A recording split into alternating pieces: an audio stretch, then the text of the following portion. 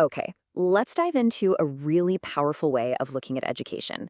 It's an idea that might just challenge everything you've ever thought about what school is supposed to be. So, we're going to start with this foundational belief from the educational visionary Professor Dr. Ger Graus. It's so simple, but it's incredibly profound. A child's world, their entire horizon of what's possible for them, is something we build.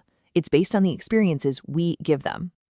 And that, of course, leads to a really critical question for all of us. If a child's dreams are literally limited by what they see, then what are we actually showing them in our schools day in and day out? It kind of forces you to step back and rethink the whole purpose of our education system, doesn't it? So, who is the man behind all these big ideas?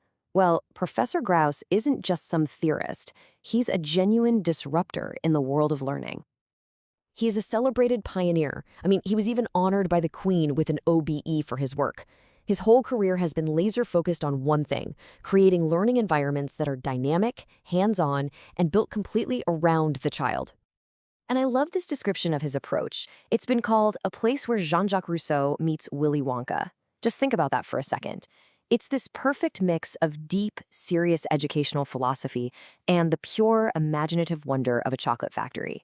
It's about serious learning, but never, ever losing that sense of joy and discovery. Okay, so with that philosophy in mind, Professor Graus gives a pretty sharp diagnosis of what he thinks is broken in modern schooling. And he argues that we've just become obsessed with all the wrong things, for all the wrong reasons. He says that at the very heart of the problem is a fundamental lack of trust. And when you think about it, it's everywhere. From national inspections all the way down to school rules like silent corridors, it all sends a clear message. We don't really trust our teachers to teach, and we definitely don't trust our children to learn. And what's the result of all this mistrust? Well, our whole sense of accountability has shifted. We're not accountable to the child anymore. We're accountable to the system, to the metrics, to the frameworks, to the political goals.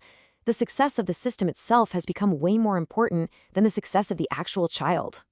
This analogy he uses just perfectly illustrates the point. He points out that if you actually read a lot of educational policy documents, the word child is often missing.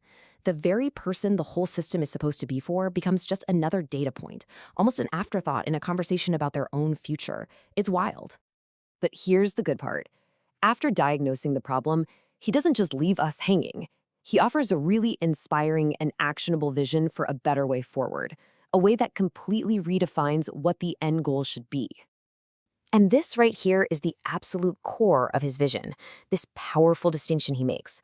Schooling, he says, is a finite process. It's about getting through a set number of years. It's about passing tests. But education, oh, that's a lifelong journey.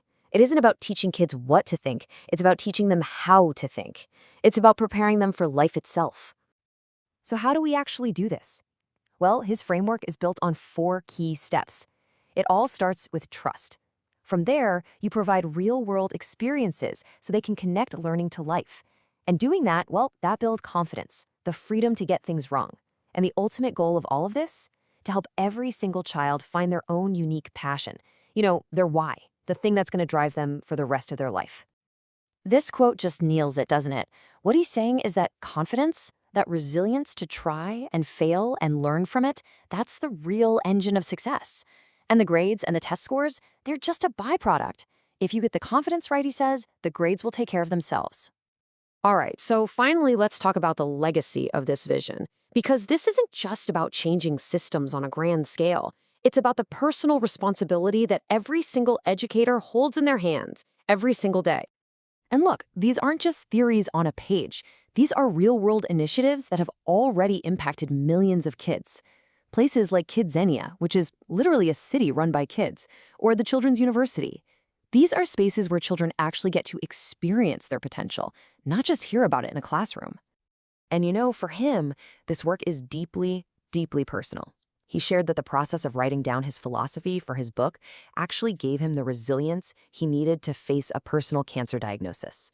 The vision of strength that he has for children, well, it became his own source of strength. And this is the powerful reminder he gives to every educator out there.